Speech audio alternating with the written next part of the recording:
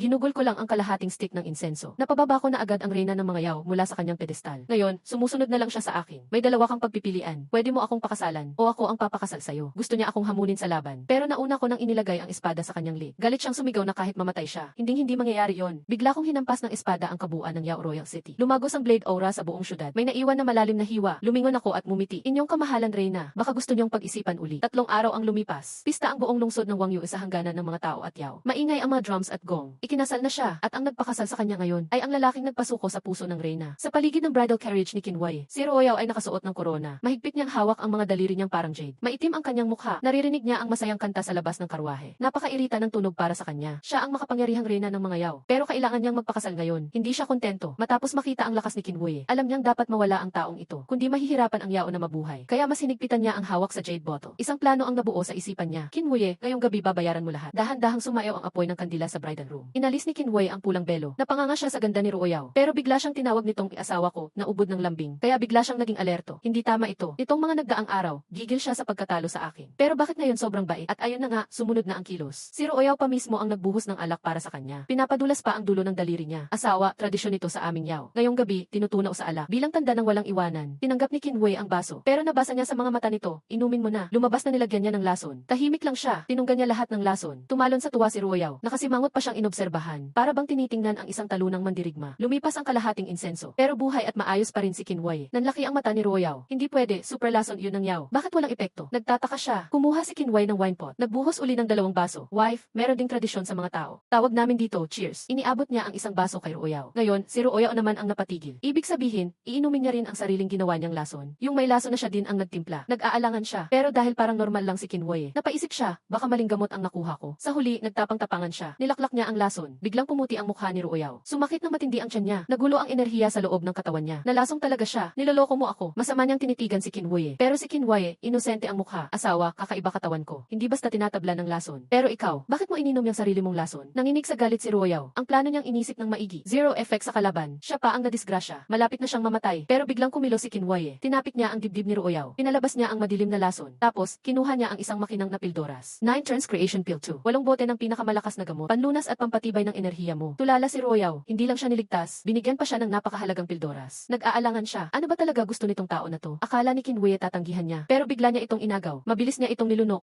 Hindi ko naman sinabing ayoko. Nalasahan na niya ang gamot, bumalot agad ang lakas sa katawan niya. Saglit lang, naghilom na ang karamihan sa mga sugat niya. Palihim siyang natawa, tanga talaga ang mga tao. Hintayin mo lang pag bumalik lakas ko. Siguradong magbabayad ka. Pero pag dilat niya, malapit na nakatitig si Qinhuai, nakangisi pa. Eh anong balak mo? Nagtago si Ruoyao sa gilid ng kama. Pero si Qinhuai, nagsimulang maghubad. Bumulong pa siya ng mapang-akit sa tainga ni Ruoyao. Wife, wedding night natin ngayon. Ano sa palagay mo ang gagawin ko? Napatulala si Ruoyao. Pero di siya ordinaryo, yaw pa rin siya. Nagdesisyon ang reyna. Humiga siya ng tuwid sa kama. Para na lang bahala na ang tadhana. Para sa kapakanan ng yaw. Kaunting sakripisyo lang naman. Tuwang-tuwa si Qinhuai sa reaksyon niya. Parang nakakatawa lang. Lumapit siya ng malapit kay Ruoyao. Mahinahon ang tinig niya sa tainga ni Ruoyao. Ayusin ko ang suot mo, asawa ko. Pumikit si Ruoyao ng mahigpit. Hinayaan na lang niyang ayusin ang wedding dress niya. Inalis na rin ang hairpin niya. Pero pagtapos ng lahat, tumigil na si Qinhuai. Napasilip si Ruoyao, nagtataka. Bigla siyang niyakap at natulog na ito. Matutulog ka na lang agad. Gulat at inis siya. Wife, parang may disappointment ka. Dumilat si Qinhuai. Inaasar si Ruoyao, kaya agad siyang sumagot. Hindi totoo yan.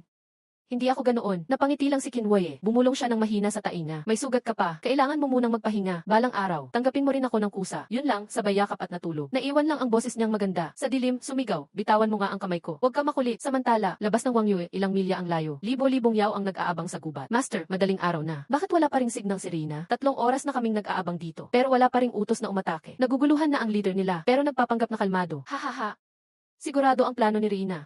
Hintayin lang natin. Wala siyang alam. Ang reyna nila, hindi lang pumalpak ang plano, pati ang signal ng pag-atake. Nakalimutan na niya. Kinaumagahan, nagising si Ruoyao. Saka lang niya napagtanto, pinakasalan niya talaga ang tao. At yung kinaiinis ang tao na yun, papasok na ngayon, may bitbit pang agahan. Sanay siya na kahit buhok niya, ito ang nag-aayos. Nakikita niya sa salamin kung gaano siya kaganda uli. May kakaibang damdaming naramdaman si Ruoyao. Pagkatapos kumain, biglang nagsalita si Qinhuai. Tapos kumain, uwi na tayo. Uwi saan? Naguguluhan si Ruoyao. Ngumiti lang si Qinhuai. Syempre sa Dayan Empire. Unang beses ni Ruoyao sa lupain ng mga tao. Namangha siya sa palasyo ng Qin. Magkahalo ang damdamin niya. Dati gusto niyang sakupin ito. Hindi niya inakalang babalik siya bilang asawa ng tao. Mas nakakaasar pa. Kababalik lang nila sa bahay. Napapaligiran siya ng mga anak ng pamilya Qin. Tawag nila sa akin, babaeng puno. Napasimangot tuloy siya. Malapit na nating makita si mama at papa. Umiti ka naman. Pinisil ni Qinhuai ang kanyang pisngi. Pumasok sila sa pangunahing bulwagan. Pagkakita kay Qinhuai, si Lin Muqing, ang ina, agad siyang sinalubong. Excited siyang lumapit. Anak, wakas nandito ka na. Hayaan mo akong tingnan ka, napapayat ka na. Walang nagawa si Kinhuye. Hinila na lang niya si Ruyaw palapit. Formal na pagpapakilala. Mama, Papa, siya ang reyna ng mga demonyo. Si Ruyaw ang asawa ko at asawa ng inyong anak. Pagkasabi pa lang nito, tahimik ang buong bulwagan. Palaban talaga ang batang ito. Napahanga si Qin Zenshan sa isip. Pero hindi na naghintay si Lin Muking. Agad binanggit na siya ay manugang. Hinawakan agad ang kamay ni Ruyaw, pinagmasdan ng mabuti. Napakaganda, malamig ang balat. Bagay na bagay kay year natin. Habang nagsasalita, inalis niya ang kanyang hiyas na kwintas. Pilit niya itong isinuot kay Ruyaw. Napakahalaga pa naman ito. Gusto sanang tumanggi ni Ruyaw. Pero hindi matanggihan ang pagiging mabait ng biyanan. Wala siyang nagawa kundi panooring maisuot ang kwintas sa kanya. Napatingin siya kay Kinhuye para humingi ng tulong. Ngunit bumiti lang ang lalaking iyon. Hindi ka pa bumabati kay mama at papa. Dagdag pa ni Kinhuye. Pakiramdam ni Ruyaw na loko na naman siya. Kakatanggap lang ng napakahalagang regalo. Kaya hindi siya pwedeng hindi bumati. Bumulong pa si Kinhuye sa kanyang tainga. Mahal, ayaw mo na magkaaway ulit ang dalawang lahi, di ba? Galit na galit si Ruyaw. Sa huli, napilitan siyang yumuko at bumati. Tuwang-tuwa si Lin Muking. Hinila niya si Ruyaw para maglibot sa bahay Qin. Iniwan ng mag-amang sina Qin Zenshan at Kinhuye. Biglang pumatong ang palad ni Qin Zenshan. Agad sumiklab ang enerhiya ni Kinhuye. Pero hindi na tinag si Kinhuye. Madali niyang nasalag. Ayos na anak. Nagulat at natuwa si Qin Zenshan. 10 taon ng pagsasanay. Ganyan nakataas ang lakas mo. Umiti lang si Kinhuye. Kumuha ng makinang na 9-turn elixir. Papa, para sa inyo ang mga gamot na ito. Sabi ni Qin Zenshan, hindi na raw pwede. Pero agad niyang siniksik sa bulsa ang mga pildoras. Baka bawiin pa ng anak. Natahimik si Kinhuye. Tinanong na lang, may nangyaring problema ba habang wala ako? Wala ba tayong problema sa bahay nitong mga nakaraan? Naging seryoso ang mukha ni Qin Zenshan. 10 taon ng pagsasanay. Ganyan nakataas ang lakas mo. Umiti lang si Kinhuye. Kumuha ng makinang na 9-turn elixir. Papa, para sa inyo ang mga gamot na ito. Sabi ni Qin Zenshan, hindi na raw pwede. Pero agad niyang siniksik ang gamot sa bulsa. Baka bawiin pa ng anak. Natahimik si Kinhuye. Tinanong ulit, may nangyaring problema ba habang wala ako? Wala ba tayong naging problema? Naging seryoso ang mukha ni Qin Zenshan. Yung ilang matatanda, plano nilang tanggalin ako bilang pinuno sa susunod na 3 araw. Sa family competition. Gusto nilang tanggalin ako sa posisyon. Ayun pala, matagal nang gustong maging pinuno ni Qin Kanglan, ang Grand Elder. Kaya't nakipagsabwatan siya sa iba pang elders para simulan ang kompetisyon. Gusto nilang si Qin Ziang ang pumalit. Ngumisi si Kinhuye. Sakto ang pag-uwi ko,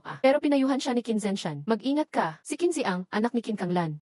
Nakatanggap daw siya ng misteryosong kapangyarihan. Lumakas siya ng sobra nitong 10 taon. Top siya sa mga kabataan ng Qin family. Lalong naging interesado si Kinhuye. Tumayo siya papuntang practice arena. Pupunta ako para makita ang batang yan. Ipakita ko kung sino. Sa practice arena, tinadya ka ni Qin Ziang ang kalaban palabas ng ring. Mayabang ang mukha niya, kahit sino pa. Hindi mo ko kaya hamunin. Habang napapahanga ang lahat sa lakas ni Qin Ziang. Naglalakad sina Lin Muking at Ruyaw. Pagkakita ni Qin Ziang kay Ruyaw, nagsalita siya ng sarkastiko. Balita ko ang reyna ng mga demonyo ay matindi. Kayon, pumapayag kang maging asawa ng tao. Nakakatawa ka nga. Lumamig ang tingin ni Ruyaw. Aatakihin na sana siya. May kamay na tumapik bigla sa balikat niya. Mahal, huwag kang magalit. Hayaan mo ako dyan. Tahimik na lumapit si Kinhuye. Dumaan siya sa harap ni Qin Ziang. Habang wala ako, mukhang naging komportable ka. Matindi ang tingin ni Qin Ziang. Bubukas sana siya ng bibig. Pero biglang nagsalita ang isang batang lalaking may dalang bakal na espada. Naunahan siya sa salita. Kinhuye, ikaw na lang muna. Hindi mo kailangan si Ziang. Ako nalalaban sa'yo. Itinaas ng binata ang kanyang mabigat na espada at tinangkang bubugin si Kinhuye. Malakas ang ihip ng hangin. Pero pinigilan lang ito ni Kinhuye ng isang kamay. Hawak niya ng isang kamay ang mabigat na espada. Nagulat ang lahat. Buong lakas na atake ni Kinli gamit ang bakal na espada. Pero kayang-kaya lang ni Kinhuye ng isang kamay. Gulat na gulat si Kinli sa pangyayari. Buong lakas na iyon ng isa sa pinakamalakas. Biglang inagaw ni Kinhuye ang espada gamit ang isang kamay. Naipatong si Kinli sa harap niya. Sumunod agad ang isang palo ng palad. Pak!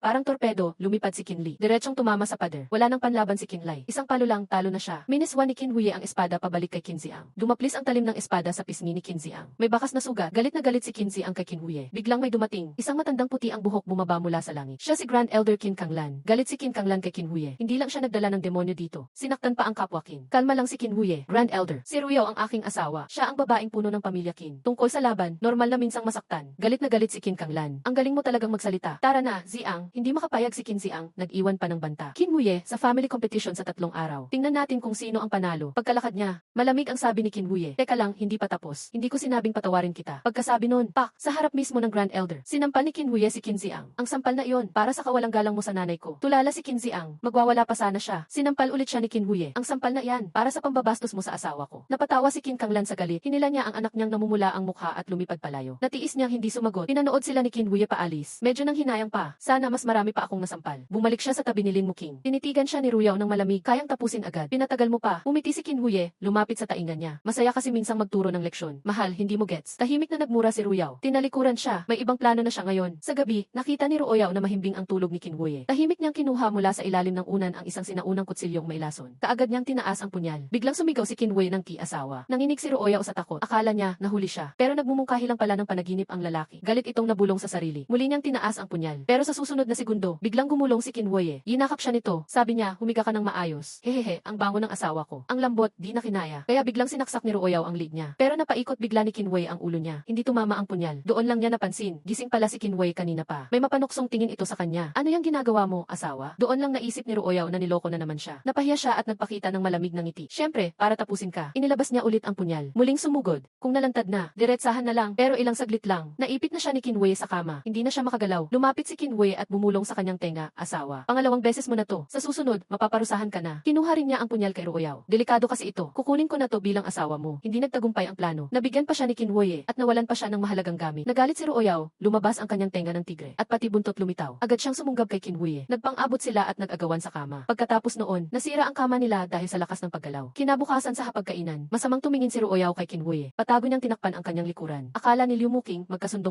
sila. Patuloy siyang nagsandok ng pagkain kay Ruoyaw. Pero wala sa mood si Ruoyaw. Tinapunan niya ng tingin si Kinwei at umalis. Ano bang nangyari kay Ruoyaw? Naguguluhan si Liu Muking. Umiti lang si Kinwei, walang problema. Inay, nasira yung kama sa kwarto ko. Patulong po sana kay ama, palitan ng mas matibay. Kalalapag pa lang ng salita, natigil sa air ang mga chopsticks ni na Qin Zenshan at Liu Muking. Natigilan sila, gulat ang kanilang mukha. Maya-maya, di napigilan ni Qin Zenshan.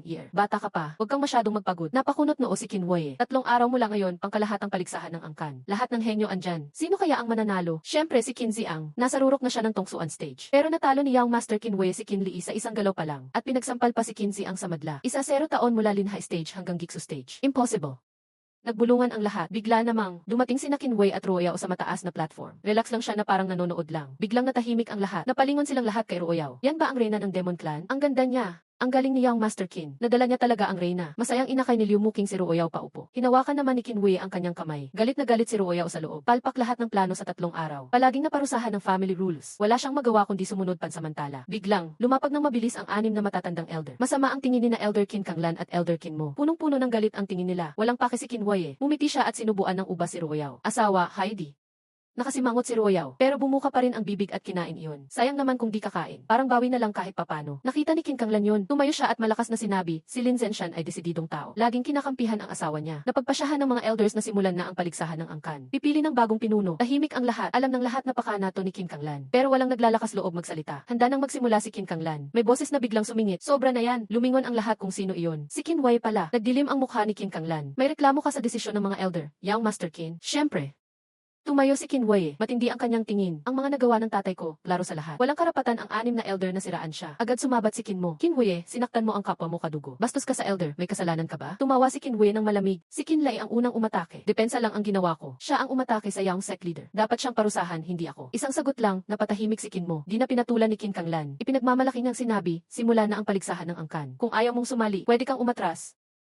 Matagal na niya itong pinlano. Puro bihasa ang makakatapat ni Kinwei. Samantalang si Qin Ziang, madali makakapasok sa finals. Siguradong siya ang mananalo. Pero ang sagot ni Kinwei, nagpa-shock sa lahat. Pasensya na, mahalaga ang oras ko. Kailangan kong samahan ang asawa ko. Ano, susuko si Young Master Qin. Nabigla muna si Qin Kanglan. Tapos biglang natuwa. Hindi niya maitago ang ngiti niya. Tahimik na tahimik ang lahat. Pagkasabi ni Kinwei, magaan siyang bumagsak sa gitna ng stage. Biglang nag-iba ang mukha ni Qin Kanglan. Kinwei, di ba sumuko ka na? Umirap si Kinwei. Kailan ko ba sinabing susuko ako? Nagmamadali lang ako. Tumingin siya sa paligid. Mayabang siyang nagsalita. Sino mang gustong maging pinuno ng pamilya? Sabay-sabay na kayong lumapit. Hindi man malakas ang boses niya, pero nakakatakot pa rin. Ang yabang sobra. Gustong sabayan lahat ni na Kinwei. Isipin mo, halos 100 ang mga kasali. Lahat elite. Paano sabay-sabay lahat? Walang may gustong sumugod. Muling nang aasar si Kinwei. Galit na napatawa si Qin Kanglan. Siya na mismo ang nagpapahamak sa sarili niya. Sige, pagbibigyan kita. O sige, ikaw ang gusto mo. Pag-utos niya, halos 100 disipulo ng pamilya Qin agad umakyat sa stage. Kinalibutan nila si Kinwei. Gusto sanang sumali ni Qin Ziang, pero pinigilan siya ni Qin Kanglan. Hintayin nating mapagod muna si Kinwei bago si Qin Ziang sumalang. Isang atake lang tapos agad. Napaligiran si Kinwei sa stage. Ang chill lang niyang kumaway. Sige na, sabay-sabay na. Unang umatake ang mga 10 miyembro. Mga sword user sila. Pero imbes na depensa, umatake si Kinwei. Bilis ng kilos niya. Bigla siyang lumitaw sa harap ng isa. Isang malakas ng suntok. Agad niyang pinalipad palabas ng stage. Nakuha pa niya ang espada. Isang sulyapan lang. Tinalo na agad niya ang isang expert. Ang chismis, totoo pala. Yung naiwan, natakot bigla. Naglabasan ng kani-kanilang skills at sword techniques. Ang ganda ng eksena. Pero parang naglalakad lang si Kinwei. Yung katawan niya, parang pilak na liwanag. Nagpapalipat-lipat sa dami ng tao. Sa danaanan ng liwanag, isa-isa silang. Nalalaglag pala palabas ng stage. Nagkaisa sila sa pagsugod, ang iba, long range na lang. Pamangkin ng ikalawang elder na si King Wan ang nag-utos. Mahigit 10 expert, nagtulong-tulong. Lahat ng gigil sa atake. Iba naman, puro abala lang mula malayo. Sa puntong yon, napunta si Kinwei sa edge ng stage. Kinakabahan ang mag-asawang Kinzenshan sa taas. Si Ruoyao, tuwang-tuwa nanonood. Go, bubugin mo siya. Biglang nangyari ito. Napansin ni Kinwei yung tingin ni Ruoyao. Umiti pa siya't kumindat. Pasensya na, mukhang naiinip na ang asawa ko. Kakatapos lang ng sinabi niya, biglang tumaas ang power ni Kinwei. Malakas na pressure ang kumalat. Pati yung barrier na kayang tanggapin ang full power ng expert. Nagkabasag-basag na. Simulat sa pool, di pa niya pinapakita totoong lakas. Kumilos si Kinwei. Isang kisap mata, naglaho siya. Di na pinansin sina King Wan sa harap niya. Dumiretso sa likod, backup team. Napatili bigla si King Wan. Pero huli na siya. Sumulpot si Kinwei sa gitna mismo. Isang saksak ng espada. Tinanggay ng sword aura ang ilang dosenang tao palayo. Sa isang iglap, ilan na lang ang natirang laban kasama si King Wan. Bigyan niyo ako ng oras. Malakas ang boses ni King Wan. 3 disipulo agad sumugod. Pero isang atake lang, napalipad ni Kinwei sa labas. Si King Wan na lang natira sa stage. Ginamit niya ultimate niya. Isang 3 metrong ice word lumitaw. Go! Punong-puno ng malakas na energy, umatake si Kinwei. Pinagdikit ni Kinwei ang 2 daliri niya. Ginamit ang sirang espada niya. Paikot ang hangin, parang ipo-ipo. Nagbanggaan sila ng ice word. Nawala ang usok. May hawak na sirang espada si Kinwei. Tumama na sa leeg ni King Wan ang dulo. Talo na ako. Umamin ng pagkatalo si King Wan. Sumabog sa sigawan ang lahat. Ang galing ni Young Master. Sobrang sama na ng mukha ni King Kanglan. Talagang natalo niya yung daan-daang tao. Nigasgas, wala siya. Biglang nangyari ito. Tumuro si Kinwei kay Kinziang sa taas. Ikaw naman, bumaba ka. Galit na galit si Kinziang. Tumalon agad siya sa stage. Umalon ang lakas niya, peak ng Feng Xuan Realm. Kinwei, pagbabayaran mo ang lahat ngayong araw. Sumugod siya kay Kinwei. Mabilis ang mga sword attack. Pero si Kinwei, paikot-ikot lang. Hindi siya gumanti. Akala ni Kinziang ubos na ang power niya. Sabi pa niya, takbuhin ka na lang bagayan ng daga. Pagkasabi niya, biglang iniipit ni Kinwei ang dulo ng espada niya gamit 2 daliri. Hindi ka pa bagay labanan ko ng espada. Sunod, lumapit siya agad kay Kinziang. Pak!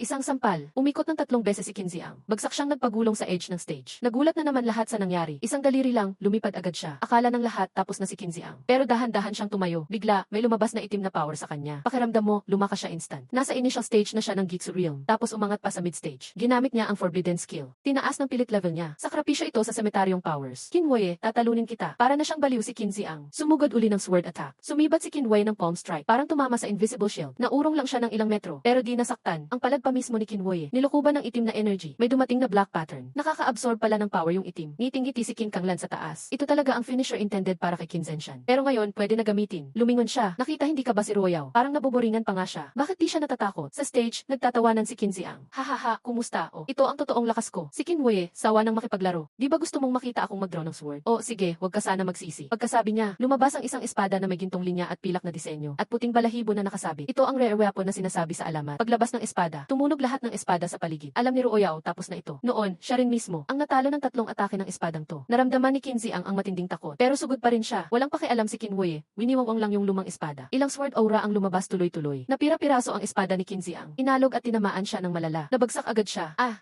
Umiyak si Kinziang ng malakas. Hindi niya nasalo ang isang espada, kahit na nasa kalagitnaan ng realm ng Gitsu. Si Kinwei ay lumulutang sa ere na may hawak na sinaunang espada. Parang isang Diyos na bumaba sa lupa. Natapos ang lahat ng sandali ng kanyang espada. Habang mahina siyang bumigkas, sabay-sabay ang tunog ng libo-libong espada. Pagkatapos, bigla siyang gumalaw. Naging isa ang tao at espada. Tahimik ang mundo. Si Kinziang ay naglabas ng mahiwagang kalasag para protektahan ang sarili. Pero tinuhog ito ng sinaunang espada na parang tofu. Lubos siyang napasuko. Nahulog siya sa lupa sa sobrang pagod. Wala nang natirang kayabangan sa katawan niya. Tahimik ang buong lugar. Kinwei, paano mo nagawang saktan ang sariling kapatid? Galit na tumayo si King Kanglan. Ngunit kalmado lang sumagot si Kinwei. Pinuno ng matatanda, huwag mong kalimutan ang paligsahan ng angkan. Panagutan mo ang iyong ginawa. Napatamim si King Kanglan sa isang linya lang. Ito talaga ang lihim niyang teknik para kay Kinwei. Pero naging katapusan ng anak niya. Tumayo si Kinzenshan at sumang-ayon. Ito ang batas ng ninuno. Nanginig sa galit si King Kanglan. Napasabay ng pagbitaw sa manggas. Umalis siyang galit na galit. Wala na silang magagawa. Nagkatinginan na lang ang natitirang matatanda. Saka tumayo ang iginagalang na ikalawang matanda, si King Mingde. Ipinahayag niyang napakatalino ni Kinwei. Karapat dapat siyang maging puno ng angkan. Muling nagwala ang lahat sa saya. Simula sa sandaling ito, nagbago na ang King Clan. Pero hindi pa tapos. Para maging tunay na pinuno, mayroon pang isang hakbang. Tumalon sa entablado si Kinzenshan. Natawa at sinabing, sige lang, balak kong mawala ng laban sa tatay ko ngayong paligsahan. Para sa kanya ang pwesto ng pinuno. Di ko akalang magaling umarte ang matanda. Bahagya ko lang siyang tinulak. Lumipad siya ng mahigit 100 metro. Nagkunwaring may lumalabas na enerhiya. Sumigaw na magaling ang anak ko. Napatulala lahat dahil sa ginawa niya, ako ang naging pinuno. Tinatry ko siyang kindata ng sobra. Hindi ganito ang script, oy. Wala siyang paki. Nasa lupa pa siya, hawak dibdib at pinuri ang pag-arte ko. Kaya napilitan at nag-anunsyo ang ikalawang matanda. Ako si Kinwei, ang bagong pinuno ng King Clan. Lahat ng tao ay lumuhod at sumigaw. Ako gusto ko na lang magtago sa ilalim ng lupa. Pero simula pa lang ang pagiging puno. May mas malaki pa akong iniisip. Yun ay si ikalawang matanda, King Mingde. Bakit niya tinulungan ang karibal kong si King Kanglan? Kinagabihan, pinuntahan ko siya. Diretsong tanong agad ako. Maging siya ay umamin ng diretsahan. Nang malapit Malapit na niyang sabihin ang dahilan. Pumasok ang isang dalagita na may dalang gamot. Pakiusap, huwag mong sisihin si Lolo, pinuno. Si Qin King-wan ang nagsalita. Lahat ay ginawa ni Lolo para sa kanya. Hindi pa tapos ang salita niya. Bahagyan niyang binuksan ang damit niya. Agad akong nagulat nang makita ang balikat niya. Sa balat na dapat makinis, punong-puno pala ng kakaibang itim lila na marka. May maitim na alingas-ngas na lumalabas. Noong ilang taon na ang lumipas, nagkasakit si Qin King-wan ng misteryosong karamdaman. Naghanap sila ng doktor pero bigo. Hanggang lumapit si Qin Kanglan. Sinabi niyang kaya niyang gamutin. Kapalit, tutulungan siya ni Lolo na maging pinuno. Lalong napaluha si Qin Mingde sa tabi. Sinabing malapit na siya tapusin ang panahon. Hindi niya matitiis na maghirap ang nag-iisang apo. Tinanong ko kung bakit niya binago ang isip niya. Nahihiya siyang aminado, hindi lang daw dahil pinabayaan ko siya. Si King-wan ang nagmulat sa kanya. Mas pipiliin nilang mamatay kaysa makisama sa masama. Pagkasabi niya yon, sabay silang lumuhod sa harap ko at humingi ng parusa. Ngumiti ako. Pinatayo ko sila. Hindi ako nagparusa. Bagkus, binigyan ko sila ng pildoras na magpapahaba ng buhay ng 10 taon. Inabot ko ito kay ikalawang matanda. Kailangan pa kayo ng Qin clan. Hindi nila napigilan ang luha sa pasasalamat. Pero tapos na ba?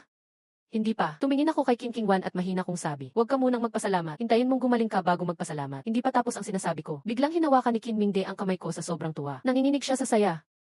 Kaya niyo bang gamutin ang sakit ni King-wan? Lumapit ako kay Qin King-wan. Pinadali ko ang espiritual na enerhiya sa loob ng katawan niya. Sa isang iglap, nararamdaman ko agad ang isang nakakalasong itim na enerhiya na parang buhay. Gusto pa nitong lamunin ang espiritual kong lakas. Nakita yon ng ikalawang nakatatanda. Nag-alala siya na baka maubos ang lakas ko. Baka maapektuhan ang pagsubok bukas. Pero mukha akong kalmado na parang walang problema. Kailangan itong tapusin ngayong gabi. Kung hindi, babalik ang masamang enerhiya. Mas malala ang magiging resulta. Pero hindi ko sinabi ang totoong dahilan. Mas nag-aalala ako na baka yung naglagay ng lason, magwala na lang bigla. Pagkalipas ng kalahating oras, habang binabawi ko ang kamay ko, napansin ni Qin King-wan na may tuwa. Nawala lahat ng itim na batik sa katawan niya. Mas nagulat siya. Yung kakaibang enerhiya sa loob niya nalinis. At naging dalisay na espiritual na enerhiya. Dahil dito, nabasag niya agad ang harang ng lakas niya. Salamat po, pinuno ng pamilya. Nagbigay galang ang maglolo na parang sumasamba. Sumumpa si Chen Sheng. Buong buhay magsisilbi siya sa Qin. Handang magsakripisyo. Tama lang ito ang gusto kong resulta. Kasabay nito, ang tunay na kalaban ng Qin na si Qin Kanglan ay nasa kagubatan. Galit siyang sumisigaw sa isang itim na anino. Dahil sa'yo, natalo ang nag-iisa kong anak. Pero kalmado lang ang itim na anino. Isa lang namang tao ang nawala, di ba? Biglang iniba niya ang usapan. Nag-alok pa siya kay Qin Kanglan. Kapag dumating ang kanilang pinakamatandang ninuno, matutulungan siyang mapasakamay ang Qin. At bibigyan pa siya ng espesyal na teknik para magbagong buhay. Kahit anong babae, makukuha niya daw. Narinig niyang si Liu Muking ay maganda at mabait. At ang reyna ng mga demonyo, napakalupit at napakaganda. Nang marinig niyang kayang lampasan ako, gusto pa niyang agawin ang mga babae ko. Lumabas ang malupit na ngiti sa mukha ni Qin Kanglan. Kinabukasan ng madaling araw, naglakad ako patungo sa lugar ng pagsubok, relax lang. Lahat ng mga alagad ay yumuko at bumati sa daan. Pagbati po, mahal na pinuno ng pamilya. Bigla, mula sa malayo, may nakita akong magandang babae sa pinto. Sa forma at gilas, siguradong siya si Mrs. Sino pa ba kundi si Ruyaw? Umiti akong lumapit sa kanya. Mrs., hinintay mo talaga ako dito. Natutuwa akong asawa mo ako. Tinapunan lang ako ni Ruyaw ng matalim na tingin. Malamig ang boses niya, huwag mong intindihin. Niyaya lang ako dito ng nanay mo. Sumeryoso naman ako at sinabi, nanay mo, nanay din natin. Ikaw nga, tinawag mo na siya nay noon. Napikon agad si Ruyaw. Ang mga ngipin niya parang ayaw bumitaw. Pero di siya makapagsalita. Nakanganga siyang napaisip. Yumakap ako sa kanya bigla. Kunyari siyang pumalag pero sumuko rin. Hinayaan niya lang akong yakapin siya papasok. Narinig ko ang mga bulungan ng mga alagad sa tabi. Bagay na bagay si Reyna ng mga demonyo at si Pinuno. Sabi, nagkakagulo ang mga demonyo at tao. Dahil lang hinahanap ni Reyna si Pinuno. Ramdaman kong sumimangot si Ruyaw habang yakap ko siya. Hindi na niya maitago ang galit. Napangisi akong nanukso pa. Simula pa lang ng araw, mukhang di ka masaya, wife. Baka naman kasi kahapon, di kita sinamahan. Sumimangot lang siya, walang gumawa ng kung ano dyan. Mas mahimbing pa nga tulog ko. Wala akong masabi. Habang nag-uusap kami, dumating kami sa isang lumang itim na pinto ang punong-puno ng bakas ng panahon. Luma pala itong gawa sa sinaunang Solwood. Napakahalaga nito. Nakita ng tatay ko, si Qin Zenshan, ang interes ko. Agad niyang binalaan, importante yan, wag mong basagin. Wala akong nagawa kundi itigil ang balak kong sirain ang pinto. Sayang talaga, bago ako pumasok, pinapangako pa ng tatay ko. Anak, madali lang ang pagsubok na yan. Parang nangyari lang din sa akin noon. Kalahating araw lang tapos na ako noon. Parang saglit lang. Naniniwala naman ako. Nag-iwan ng paalam kay Mrs. Hintayin mo ako lumabas. Lalabas tayo sa Chengdu. Sumagot siya, wala akong interes. Tumalikod na ako at binuksan ang pinto. Pero napansin ni Ruyaw, sumimangot siya. Parang may inaamoy siya. May amoy babae sa kamay ko, pero pagpasok ko sa libingan, may kakaiba akong nararamdaman. Malakas ang malamig na hangin, hindi normal ang paligid. Sinunod ko ang direksyon na binigay ng tatay ko papasok sa pinakaloob. Biglang may sumugod na mga espiritual na halimaw. Kahit base level lang sila, pero sobra ang dami nila. Sinakal ko ng isang kamay ang liig ng isang asong gubat. Pinisil ko ng kaunti at naging enerhiya na lang siya. Yung mga natitirang halimaw, wala silang takot, lahat sumugod sa akin. Ginawang parang espada ang kamay ko. Binugso ang talim ng lakas ko. Lahat sumabog agad. Pagdating ko sa pinto ang bakal, isang espiritual na sundalong may baluti ang sumulpot. Hindi tama, sobrang daming espiritual na ito. Hindi ito natural. May gumagawa ng mga ito. Pinagdikit ko ang dalawang daliri ko. Parang matulis na espada. Hinati ko agad siya sa dalawa. Binuksan ko ang pinto. May malaking santuwaryo sa likod. Bago pa ako makalakad ng isa. Boom!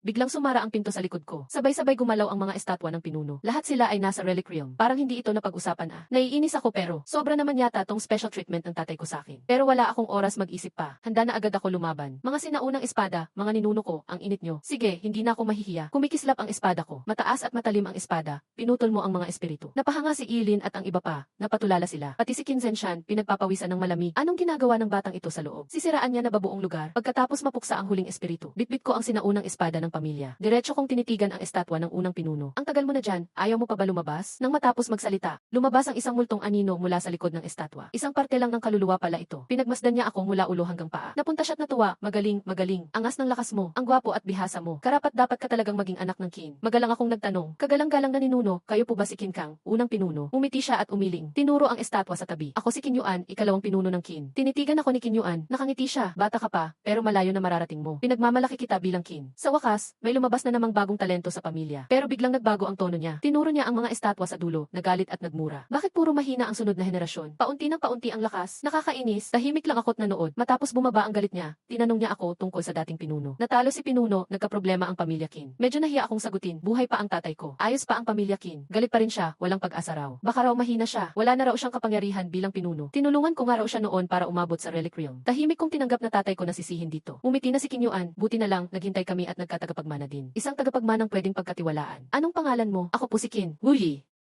Wu Yi, Cheng Yi Wuming, ikaw ang magiging liwanag ng pamilya Qin. Magandang pangalan, bigla siyang nagtanong dahil curious. Iba ang sword style mo sa aming Qin family. Kanino mo nakuha ang turo? Diretso akong sumagot, master ko. Si Wuming, kilala bilang Supreme Sword Master. Supreme Sword Master. Si Wuming agad namutla si Qin Yuan. Nanginginig siyang nagmakaawa sa harap ko. Pwede bang makita ang iyong natal sword? Ipinakita ko agad. Inabot ko sa kanya ang ancient sword. Matagal niya itong pinagmamasdan. Mahina niyang sabi, ito nga ang espada niya.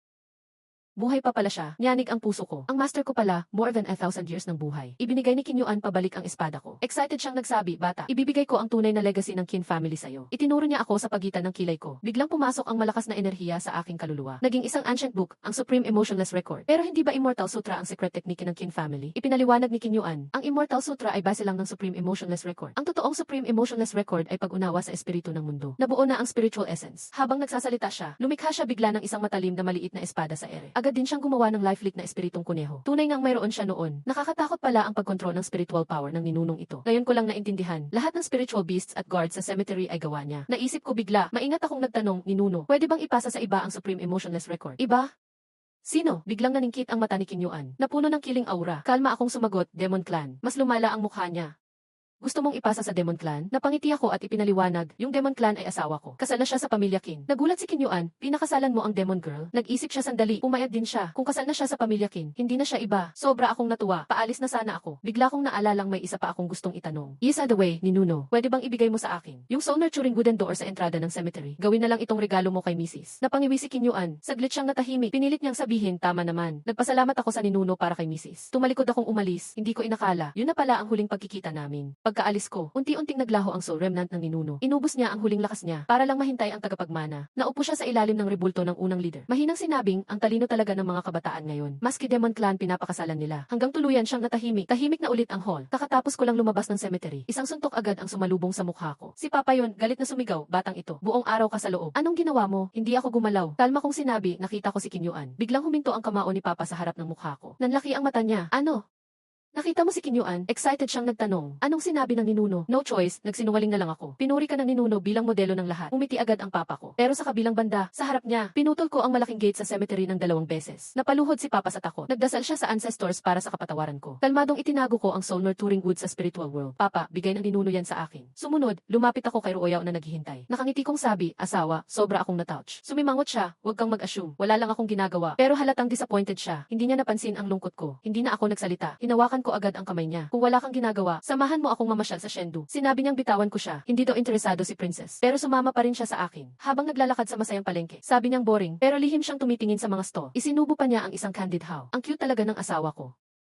Hanggang sa isang tindero ang naglabas ng dalawang magkadugtong na jade. Umiti siya ng malapad at binati kami na sana'y magkaanak agad. Pagkasabi pa lang niya nito, may narinig na biglang tunog. Biglang pinisa ni Ruoyaw ang mga kwintas sa kamay niya. Isang malamig na aura ng pagpatay ang pumuno sa paligid. Nanginginig sa takot ang tindero. Ngunit napangiti ako at tapik ko pa ang ulo niya. Sorry po, sabi ko sa tindero. Medyo mahiyain lang talaga ang asawa ko. Iniwan ko siya ng ilang ginto. Hinila ko si Ruoyaw na galit pa habang paalis kami. Mula noon, napansin kong gustong-gusto niya ang mga magic artifact. Natawa ako at tinanong kung anong gagawin niya roon. Pero seryoso lang ang mukha niya, di sumagot. Syempre, alam ko namang gusto niyang gamitin para sa akin. Pero okay lang yun. Napangiti ako ng palihim. Alam ko na kung saan ko siya dadalhin sunod. Namamasyal si Kinwye kasama ang asawa niya. Akala ko kalmado lahat. Pero biglang tinuro ng asawa ko ang mga artifact sa tindahan. Nagsalita siya na mayabang. Ibigay niyo sa akin ang pinakamagaganda niyong item. Tahimik bigla ang buong lugar. Akala ng lahat okay na yun. Pero ang sumunod na ginawa ni Kinwye, talagang nakakagulat. Habang ginagabayan ng kasambahay ang asawa niya paakyat. Para mamili, lumapit naman si Kinwye sa isa pang kasambahay. At kalmadong sinabi, pakitawag ang inyong manager. Isang pahayag, napatahimik ulit ang lahat sa paligid. Tinitigan siya ng mga tao na parang baliw. Sa pinaka-elite na shock, ang babae na tinatawag ang sarili niyang hari ay napaka-arugante na. Pero mas mabangis pa pala ang asawa niya. Biglang may sumigaw mula loob ng tindahan. Sino nang may lakas ng loob manggulo sa Wanxiang Commercial Association? Lumabas ang malaki, may peklat na manager na si Fang Duan. Galit na galit siya. Nag-atrasan ang mga tao sa takot. Biglang lumuwag ang gitna. Nag-iisa na lang si Kinwye sa gitna ng shop. Lumitaw ang malupit na presensya ni Fang Duan. Ikaw ba ang nagpasimuno? Nakasimangot si Kinwye, hindi natakot. Agad silang tinakpan ng nakakatakot na presensya. Si Fang Duan, master na, nanginginig ang tuhod. Kanina ay pasigaw pa siya. Ngayon parang pusang napakabait. Napipilitang ngiti ang mukha niya. Boss, tawagin mo na lang akong Xia Ufang. Pero hindi pa tapos yun. Lumakad si Kinwye papasok ng shop. At mahina niyang sinabi, wag mo akong tawaging boss. 26 lang ako ngayon. Kakakasal pa lang namin. Napahinto ang lahat sa narinig nila. Isang 26 anyos na master. Parang kwento lang sa alamat. Nang ipinakilala pa ni Kinwye ang sarili niya. Lalo pang nagulat si Fang Duan. Siya pala ang nag-iisang lumaban sa daan-daang tao. At bagong batang pinuno ng Qin Clan. Sa loob ng shop, kinuha ni Kinwye ang isang pirasong ancient soul. Isang kayamanang sumisipsip ng spiritual energy. Napahanga si Fang Duan na isang master craftsman. Akala niya gusto magpagawa ni Kinwye ng isang bihirang artifact. Pero nagulat siya nang sabihin nitong gawa ka ng peres ng hairpin. Saka 2 peres ng pulseras. Gamitin ang kakaibang materyales pampalal. Nagdaramdam si Fang Duan sa gastos. Sobra namang magwaldas ito. Pero napatigil siya ni Kinwye sa isang linya. Para yan sa asawa ko at sa nanay ko. Kumuha pa siya ng plano at pinaggawa ng 24 na soul banners mula sa natira. Nang tingnan ni Fang Duan ang pattern ng spell formation. Lumang paraan iyon na nawala na daan-daang taon. Sabi niya di niya kaya iyon. Hindi niya kayang mag-ukit ng ganoon. Mumiti lang si Kinwye. Ikaw na sa paggawa, ako na bahala sa ukit. Ako na bahala sa natitira. Pagkasabi niya yon, kaway lang siya ng kamay. Libo-libong taon na. Napuno ng bihirang herbal medicines ang buong kwarto. Sapat ang bayad para mabili ang buong shop. Habang hindi makapaniwala si Fang Duan sa nakita niya, tuluyan siyang nataranta. Sinabi na ni Kinwye ang kanyang totoong pakay. Gusto kong makipagsanib puwersa ang Wanxiang Association sa Qin family. Sa harap ng alok ni Kinwye, tinanggihan siya ng marespeto ni Fang Duan. Paumanhin. Pinuno ng Qin, hindi nakikialam ang Wanxiang Association sa gulo ng iba. Pero parang alam na ni Kinwye ang sagot. Bigla siyang naglabas ng jade bottle. Sinabi ni Fang Duan, kahit anong ibigay mo, kahit tambak ng kayamanan, hindi ko babaguhin ang pasya ko. Pero nang tingnan niya ang laman ng bote, isang luntiang pildoras ang lumutang palabas. Nagulat siya buong buo. Ito ba ay 8th grade? Rare pill na pang master. Napabulong siya. Kayang tulungan ang mga malalakas na master na mag-breakthrough. Ito ang matagal na niyang hinahanap. Matagal na siyang natigil sa kanyang antas. Bago niya mahawakan ang pill sa saya, biglang bumalik ang pildoras kay Kinwye. Umiti lang si Kinwye habang pinapasdan siya. Fang, baka gusto mong mag-isip ulit. Nagmumuni-muni si Fang Duan. Kung meron siya ng pildoras na iyon, makakarating na siya sa pangarap niyang antas. Akala ni Kinwye bibigay na siya, pero napabuntong hininga lang siya. Pinuno ng Qin, hindi ko ayaw. Pero wala akong kapangyarihang magdesisyon dito. Pagkasabi niya, sinamahan niya si Kinwye papunta sa likod ng mas lihim na silid. Ibig bang sabihin, may mas malakas pa sa Wanxiang Association. Bumukas ang pinto. Isang maputlang gwapong lalaki ang nakahiga sa kama. Siya pala si Luyu, taga Wanxiang Association. Diretsahan nang nagtanong si Kinwye. Nag-alok agad ng audience. Akala ng lahat tatanggihan ni Luyu. Pero nagulat ang lahat nang sabihin ni Kinwye, Mr. Lin, hindi mo na kaya pigilan ang malamig na energy sa katawan mo, di ba? Pagkasabi pa lang niya nito, bumalot ang malamig na energy sa buong kwarto. Nag-icing ang buong paligid. Tumitik si Luyu. Kahit alam mo, anong magagawa mo, hindi kami makikipag-alyansa sa kahit sino. Umiti si Kinwye, punong-puno ng tiwala. Paano kung kaya kitang gamutin? Nagulat si Luyu at ang kanyang mga bantay. Nagbago agad ang kanilang mukha sa tuwa. Pero mabilis ding bumalik sa normal. Para gumaling sa malamig na energy, kailangan ng mythical phoenix feather at dugo ng tunay na dragon. Matagal nang nawala ang dalawang bagay na iyon. Pero sumunod na sandali, kaway muli ni Kinwye ng kamay at isang pulang phoenix feather ang lumitaw. Tunay na phoenix feather talaga. Sinundan pa ng isang patak ng golden dragon blood na punong-puno ng power. Lumutang ito sa hangin. Hindi na naitago ni Luyu ang emosyon niya. Para mapigil ang malamig na energy, pinahirapan siya ng maraming taon. Ngayon lang siya nagkaroon ng pag-asa. Pakiusap po, tulungan ninyo ang aming master. Gamutin ninyo si Luyu. Nagsimula si Kinwye gumawa ng pildora sa palad. Nagluto siya ng gamot sa hangin. Pinaluha ang lahat ng kanyang galing. Nung nabuo na ang special body cleansing pill, excited na bumangon si Luyu. Hindi ko ito malilimutan kahit kailan. Kapag kailangan ng Qin family, tutulong ang Wanxiang Association. Biglang sa sandaling iyon, narinig ang kakaibang energy mula sa taas ng shop. Mukha yatang may nangyayari kay Ruoyaw. Bago umalis si Kinwye, iniabot niya kay Fang Duan ang rare na pill. Halos mapasigaw sa tuwa si Fang Duan. Sir, kung may kailangan pa po kayo, sabihin niyo lang. Kakaalis pa lang ni Kinwye. Nag-aalala agad ang kasambahay na si Luying. Sumang-ayon agad ang master sa Qin family. Mahihirapan akong magpaliwanag sa pinuno. Pero si Luyu, nakatitig sa hawak niyang gamot. Nagbitaw siya ng 2 tanong na nakakagulo ng isip. Luying, nakakita ka na ba ng 26 anyos na nasa realm ng Dao. Ikaw, nakita mo na ba na may talento sa paggawa ng gamot na kayang pantayan siya? Biglang natahimik si Lu Ying. Napangiti si Lu Yu. Nagningning ang kanyang mga mata sa gintong liwanag. Karapat dapat siyang makipagkaibigan dito kahit gastusin lahat ng yaman ng Wanxiang Chamber. Hindi lang yon. Alam mo ba kung sino ang kanyang asawa? Reyna ng lahing halimaw. Malapit sila sa pamilya Qin. Ibig sabihin, mabuti ang ugnayan sa buong lahi ng halimaw. Paniguradong panalo ang transaksyong ito, walang talo. Pero sa puso ni Lu Yu may isa pa siyang mas malaking lihim. Sigurado siyang hindi siya pagagalitan ng ama niya. Baka purihin pa siya dahil ang pagpunta niya rito. Plano talaga ng ama niya yon. At ang dating ni Qin Wei, napaka-coincidence naman. Kasabay nito, sa pinakamataas na palapag ng Wanxiang Chamber, si Ruo Yao. Abala siyang naghahanap ng pambihirang kasangkapan para labanan si Qin Wei. Pero wala talaga siyang makita. Biglang, isang malisyosong tinig ang narinig niya sa taingan niya. Uy, maganda, mag-isa ka ba? Isang lalaking nakamagarang damit ang lumapit. May masamang balak. Puno ng kasakiman ang kanyang mga mata. Sumama ka sa akin. Sigurado yaman at karangyaan ang bagsak mo. Biglang umasim ang mukha ni Ruo Yao. Isang salita lang ang binitiwan niya, layas. Pero lalong naging agresibo ang lalaki. Marahan niyang inamoy ang pabango ng lalaki. Napakapit siya, ay grabe. Galit ka pa?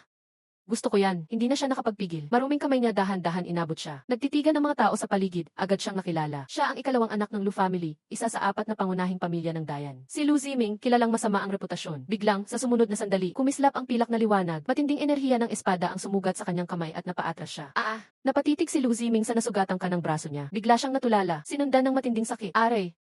Ang kamay ko, hawak niya ang sugat at nagsisigaw ng todo. Kusot ang mukha, sigaw siya ng sigaw. Walang hiya ka, ang lakas ng loob mong saktan ako. Pag nakuha kita, siguradong paparusahan kita, bago pa matapos ang kanyang paninira. Isang makinis na kamay ang humawak sa ulo niya. Ramdam niya ang matinding banta, napatigil agad siya. Inamoy ni Ruo Yao ang kakaibang amoy sa damit niya. Nakangunot ang kilay niya, ang baho talaga. Halos makalimutan niyang siya ang pinuno ng lahing halimaw. Reyna ng lahi ng mga halimaw. Habang papatungo na si Ruo Yao para parusahan ang lalaking yon, isang anino ang mabilis na lumapit. Sino ka para saktan ang pangalawang anak ng Lu family? Ang dumating ay si Elder Lu Ping, isang malakas mula sa virtual realm. Pero hindi pinansin ni Ruo Yao kahit tumingin. Umadyak lang siya ng bahagya. Malakas na enerhiya ang nagpahagis kay Lu Ping. Malakas siyang bumagsak sa pader. Kumawala ang kanyang enerhiya. Punong-puno ng takot ang mata niya. Sino ba talaga ang babaeng ito? Napilitan siyang magpakumbaba. Senior, siya ang ikalawang anak ng Lu family. Pakiusap, palampasin niyo siya. Malamig ang tingin ni Ruo Yao sa kanya. Handa na siyang sabihin kung sino siya. Pero bigla siyang ngumiti. Makinig ka. Ako ay tao ng pamilya Qin. Tao ng Qin. Biglang nagulat si Lu Ping. Naalala niya bigla ang isang chismis. Si Young Master Qin Wei raw ay may asawang reyna ng lahi ng halimaw. Ang babaeng nasa harap niya. Nanginginig ang boses niyang nagtanong, ano po ang relasyon niyo kay Qin Wei? Nang tanungin si Ruo Yao, biglang gumulo ang ekspresyon niya. Ayaw niya sanang umamin, pero para makagulo kay Qin Wei, napilitan siyang umamin. Asawa ko siya. Tama. Ang babae sa harapan nila ay ang reyna ng lahing halimaw. Nang makita ni Lu Ping ang sitwasyon, agad niyang hinigpitan ang hawak sa bakal na latigo. Ang malakas niyang boses ay umalinggaw sa buong gusali. Siguro ikaw ang reyna ng mga demonyo, ano? Biglang nag-ingay ang lahat. Nagbago ang ihip ng hangin. Ano, siya pala yung mabilis kumilos. At matapang na reyna ng mga demonyo. Sinasabing umatake siya sa hangganan ng tao. Sobrang labis na yan. Yung mga naawa pa kay Ruo Yao kanina. Ngayon, lahat ay kumuha ng mga sandata. Punong-puno ng galit. Namumutla si Ruo Yao. Hindi dahil sa galit nila, kundi sa mga maling chismis na ito. Nakita ni Lu Ping ang galit ng mga tao. Palihim siyang ngumiti. Gusto niyang gawing kalaban ng lahat ang babaeng ito. Sinamantala niya ang pagkakataon para takutin ang reyna. Bitawan mo ang ikalawang anak ng bahay namin. Kung hindi, huwag niyong sisihin kami kung hulihin ka namin. Hindi niya alam na ayaw ni Ruo Yao na natatakot siya. Pinigan niya ang hawak. Napahiyaw agad si Lu Ziming. Masakit sa ulo niya. Naglalakas loob ka. Galit na galit si Lu Ping. Lahat sumugod na. Sino man ang makaligtas sa ikalawang anak ay magiging espesyal na bisita ng pamilyang Lu. Dahil sa malaking gantimpala, sabay-sabay silang sumugod. Pero bago pa sila lumapit, may taong dahan-dahan lumapit. Isang salita lang niya, umatras ang lahat. Sino nang gustong kumalaban sa asawa ko? Si Qin Wei yon. Sunod nito, lumabas ding galit ang pangulo ng Wanxiang Guild na si Fang Duan. Sino mang manggulo rito sa Wanxiang Guild? Nang makita niya kung sino yung humawak kay Lu Ziming, at nalaman niyang reyna pala ng mga demonyo. Matapos mag-isip saglit, tinuro niya si Lu Ping, galit na galit, anong klaseng asal yan? Dahil sa spoiled mong anak, ikaw mismo ang may kasalanan. Nung nangyari ito, pati si Lu Ping natulala, pati si Ruo Yao nagulat. Bakit parang tinutulungan siya ng pangulo? Nakangiti ng masama si Lu Ping. Napilitan siyang umatras. Ngayong araw na ito, tatanggapin na ng pamilya Lu. Pakiusap, bitawan mo na ang anak namin. Tumingin si Fang Duan kay Ruo Yao. Nahihirapan ang mukha niya. Sumulyap kay Qin Wei. Tumingin din si Ruo Yao kay Qin Wei. Parang nagtatanong ang mata niya, pwede na ba siyang palayain? Umiti si Qin Wei, ngayon ay pista. Masaya ang araw. Wag na sanang makipaglaban. Walang labanan. Pareho silang napabuntong hininga. Pero bigla ring gumiti si Ruo Yao. Ang sabi lang niya, di makipaglaban. Pero di minensyon na palalayain siya. Nakaligtas si Lu Ziming. Tinitigan niya si Ruo Yao na may galit. Di niya alam, tinapik lang ni Ruo Yao ang noo niya. Tapos, lumabas ang berdeng apoy mula sa katawan ni Lu Ziming. Walang sugat ang katawan niya, pero ang isip niya ay malubhang nasaktan. Matapos sumigaw ng matindi, naging walang laman ang mata ni Lu Ziming. Bumagsak siyang parang walang buhay na katawan. Ikaw.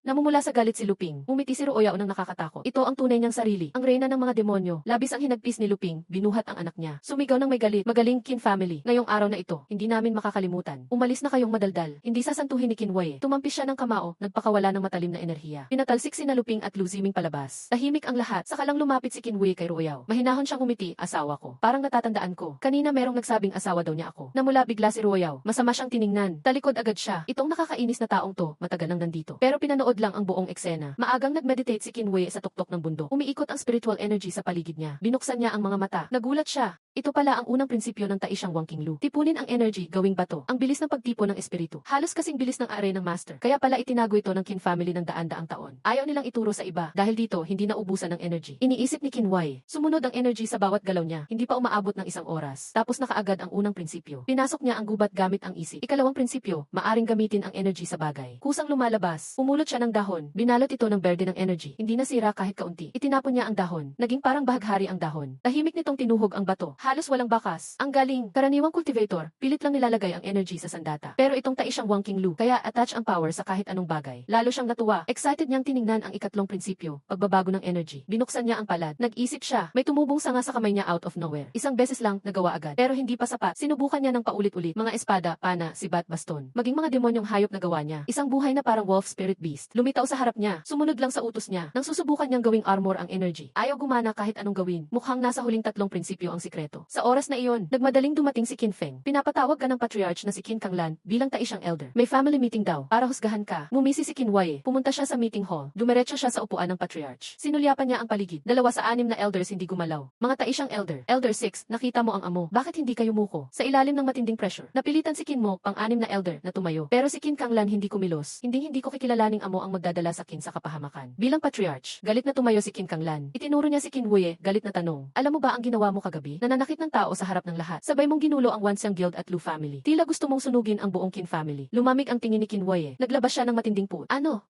Si Royao ay asawa ko. Ina niyo siya. Mag-ingat kayo sa sinasabi niyo. Sinulyapan niya ang lahat. Malakas ang tanong niya. Ilang beses na tayong inapi ng Lu family. Marami nang nasaktan. Ano bang ginagawa ninyo, elders? Bakit puro kayo atras? Bilang patriarch, ay dinedeklara ko. Sino mang umapi sa Qin family, lalabanan natin. Kahit ang Lu family. Kalokohan. Tutol agad si Qin Kanglan. Gusto mo bang mapahamak ang Qin family? Ngumiti si Qin Wei ng malamig. Ayon sa'yo, Taishang elder. Ano nang dapat gawin? Mag-sorry agad sa Lu family. Parusahan si Royao para bigyan ng kasagutan ang Lu family. Walang pag-aalinlangang sabi ni Qin Kanglan. Haha.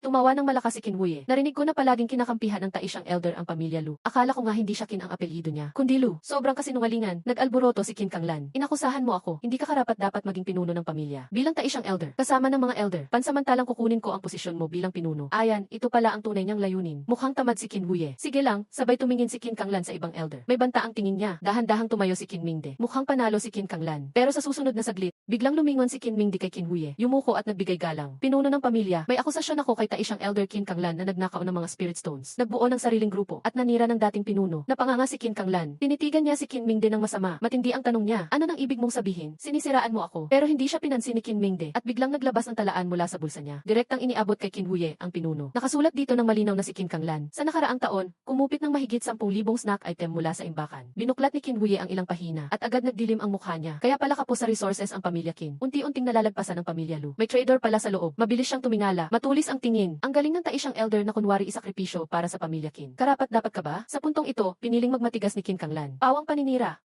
Wala akong kinuha kahit isang spirit stone. Hindi peke ang talaang ito. Ngunit pinagtawanan lang siya ng malamig ni Qin Huye. Totoo ba yan o hindi? Imbestigahan natin at malalaman. Pagkatapos sinabi niya ng malakas, simula ngayon, aalisin lahat ng posisyon at karapatan ni Taishang elder. At hintayin muna ang katotohanan bago magdesisyon kung ano ang gagawin. Hindi na nakapagpigil si Qin Kanglan. Sumigaw ng galit, sa iyo lang ba, mawawala na ako sa posisyon? Kung walang kalahating boto ng mga elder, wala kang karapatang tanggalin ang titulo ko. Akala niya panalo na siya. Pero sa susunod na saglit, ang pinagkakatiwalaan niyang kakampi, si Qin Mingde. Unang tumayo, mahigpit na sabi, dahil sa kasalanan ni Taishang elder, nadamay ang pamilya Qin. Hindi na siya pwedeng manatili sa pwesto. Pakiusap, alisin na siya bilang Taishang elder. Hindi pa doon natapos. Tumayo din si 3 Rai elder, 4 T elder, at 5th elder. Nagnakaw ng spirit stones at napakarami ng kinuha. Tanggalin na siya bilang Taishang elder. Ang totoo, si Qin Kanglan ay nagkamkam ng yaman mag-isa ng di alam ng mga kakampi niya. Kaya ang mga ito, kita na ang sitwasyon. Agad lumipat ng panig. Tinitigan siya ni Qin Huye na parang di na siya naunawaan. 4 na boto plus ang boto ko, 5 na. Simula ngayon, Qin Kanglan, hindi ka na Taishang elder ng pamilya Qin. Isang salita lang at tapos na ang kanyang kapalaran. Pulang-pula ang mukha ni Qin Kanglan.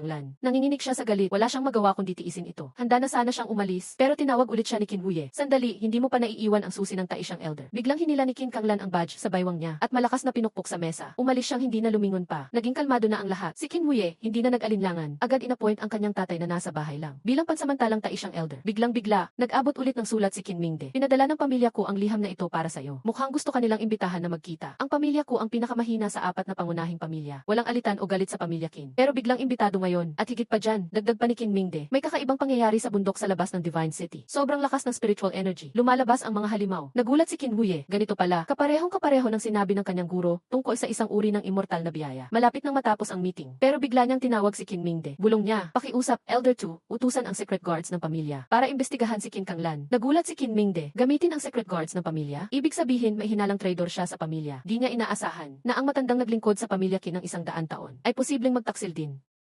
Sa kabilang banda, si Qin Huye ay nakasuot ng asul na kasuotan. Dumating siya sa lugar ng paanyaya ng pamilya ko, ang tanyag na Tingyu Tower ng Dayan. Pero siya ay isang may asawang lalaki na higit 30 anyos. Ngayon, nag-aatubili siyang nakatayo sa harap ng pintuan ng Tingyu Tower. Sa totoo lang, ang lugar na ito ay isang top na eleganting venue, matapos ang matinding pakikibaka sa isipan. Si Qin Huye ay nagpasya, nandito lang ako para makipag-usap. Wala nang ibang ibig sabihin, hindi inaasahan pagkapasok niya. Nagkamali pala siya ng entrada, dapat papunta siya sa silid kanlurang may musika at sayawan. Pero bigla siyang napadpad sa magarbo at marangyang silid-silangan. Napahanga siya sa kanyang nakita, kung sapat ang kondisyon, lahat ay kayang mahulog dito. Habang palingalinga siyang parang namamasyal, agad siyang pinalibutan ng grupo ng mga babae. Halika kuya, laro tayo. Naku, parang bago si kuya. Gusto mo bang ipasyal kita dito? Nakakaakit ang bango. Matindi ang halimuyak ng makeup, mahirap labanan. Gamit ang magaan niyang galaw. Sandaling lumusot siya sa pagitan nila. Tumakas siyang halos magapi. Biglang, sa mismong sandaling yon, isang babaeng may matang kadakilaan at napakaganda ng anyo ay papalapit. Nakangiti niyang sinabi, kayo po ba si Ginoong Qin? Dumating din ang tagasundo. Pala kasi, nag-aantay siya sa West Gate. Sino mag-aakala, sa East Gate pala pumasok si Qin Huye. Sa daan, mahinhin niyang natakpan ang bibig at tumawa. Nang asar pa, may napili ka na bang gusto, Ginoong Qin? Ngayong araw, ikaw ang espesyal na bisita. Libre ka ngayon. Maayos na tumangi si Qin Huye. Salamat sa alo, may pamilya na ako. Sino mag-aakala? Ngunit para kay madam ko, iba ang ibig sabihin ng mga salita niya. Malungkot siyang nagsabi, ganoon ba? Sayang naman. Medyo nagtaka si Qin Huye. Ano bang sinasayang niya? Sa sandaling iyon, biglang nagbago ng usapan si madam ko. Sabi-sabi, si Ginoong Qin daw ay mabagsik at matapang. Pero ngayong nakita kita, parang hindi naman totoo ang mga sabi-sabi. Pala kasi, matagal na niyang napansin ang likas na pagkamaginoo ni Qin Huye. Malayo sa chismis ng kayabangan at pagkamalagim. Ilang liko pa, dinala siya ni madam ko sa harap ng malaking pinto. Pagbukas ng pinto, bumungad ang ingay ng mga tao. Sa entablado, may babaeng nakatakip ng manipis na belo, nakaupo at tumutugtog ng guking. Siya mismo ang sikat na kuning shuang mula Dayan. Puno ang mga upuan sa baba. Biglang may nakita si Qin Huye na pamilyar na tao. Si Qin Feng, andun sa likod ng tao. Nagsisigaw habang nangingitlog ng mahiwagang gamit. Ay naku, imbes magpahinga na lang sana. Napadpad pa dito mag-enjoy. Gusto sanang lapitan ni Qin Huye para sawayin. Pero biglang tumigil siya. Hindi pwede, nandito rin siya sa Tingyu Tower. Parang wala siyang moral high ground. Ano po bang problema, Ginoong Qin? Wala, nagkamali lang ng akala. Hindi pinahalata ni Qin Huye. Pero pinuri niya, napakagaling ng pagtugtog. Talagang kahanga-hanga. Umiti ng bahagya si madam ko. Dinala siya sa isa pang pintuan. Mahinang kumatok, Miyong. Ginoong Qin, narito na po. Mula sa loob, isang magalang at genting boses ang narinig. Pasok na agad si Kuya Qin. Pumasok si Qin Huye. Isang lalaki na nakaputing damit, may dalang mahabang plauta. Umiti at ini-welcome siya. Siya mismo si Kuking Xian, ang batang amo ng pamilya ko. Binigyan niya ng tsaa si Qin Huye mismo. Napakagalang talaga. Kuya Qin, baka may ibang pakay kaya kita inimbita ngayon? Hindi naman para lang magsaa, diba? Diretsahan si Qin Huye. Hindi na rin nagpaligoy si Kuking Xian. Naging seryoso ang mukha. Diretsong nagtanong Kuya Qin. Gusto mo bang makipagsanib pwersa sa amin, pamilya ko? Hindi pa nakakasagot si Qin Huye. Agad nang sabi ni Kuking Xian, nagkaisa na ang pamilya Lu at Xiao.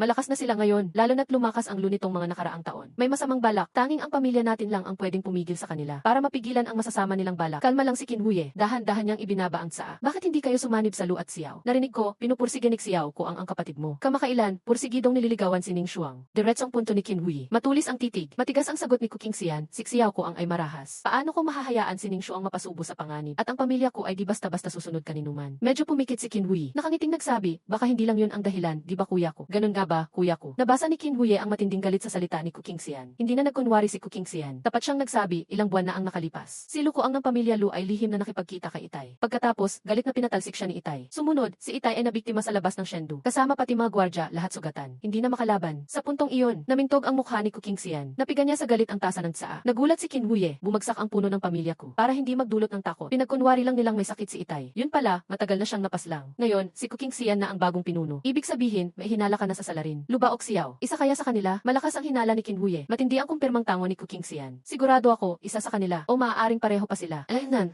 Sigurado ka bang hindi ang Qin? Sinadya itong itanong ni Qin Huye. Pero dahan-dahang umiling si Kuking Xian. Sigurado akong hindi ang Qin. Matagal na niyang inusi sa lahat tungkol kay Qin Huye. Mula nang matalo ang pinsan niyang si Qin Ziang. Pati na rin si Lu Kuang ng pamilya Lu. Sa paningin niya, lahat ng ito'y plano ni Qin Huye para muling palakasin ang pamilya Qin. Makabalik sa tuktok. Kung ganun, ang kalaban mo ay Lu at Xiao. Kaya tayo dapat mag-alyansa. Alam na ni Qin Huye ang nangyayari. Ang kaaway ng kaaway ay kaibigan. Ang alyansa ay pwede naman. Pero ano ang kondisyon mo? Gagawin ng pamilya ko ang lahat para tumulong. Ang hiling ay tulungan ninyong mahanap ang salarin. At mangakong magiging magkaibigan tayo sa loob ng 100 taon. pagkakataon. Walang problema iyon kay Kinwuye. Pero ang kasunod na kondisyon, nagpagulat kay Kinwuye. Bukod pa doon, kailangan mong pakasalan ang aking kapatid na babae bilang pag-ugnay ng pamilya natin. Hindi pwede. Matibay na tumanggi si Kinwuye. May asawa na ako. Anong biro yan? Pinakasalan niya si Ruyao para sa kapayapaan ng tao at demonyo. Kahit yon, hindi pa niya maayos. May panibago na naman. At mahal na mahal pa si Yan. Di nag-isip magdagdag ng asawa. Naintindihan agad ni Kinwuye ang motibo ni Kuking Sian. Gusto niya ng kasal para di maputol ang ugnayan. Pag napangasawa si Kuning Shuang, lalo pang lalakas ang Qin. Lalo ring magiging panatag ang Ku. Sa madaling salita, ang gusto ni Kuking Sian ay ang potensyal ni Kinwuye. Pero kahit tinanggihan siya ni Kinwuye, may kumpiyansang ngiti si Kuking Sian, Kuya Qin.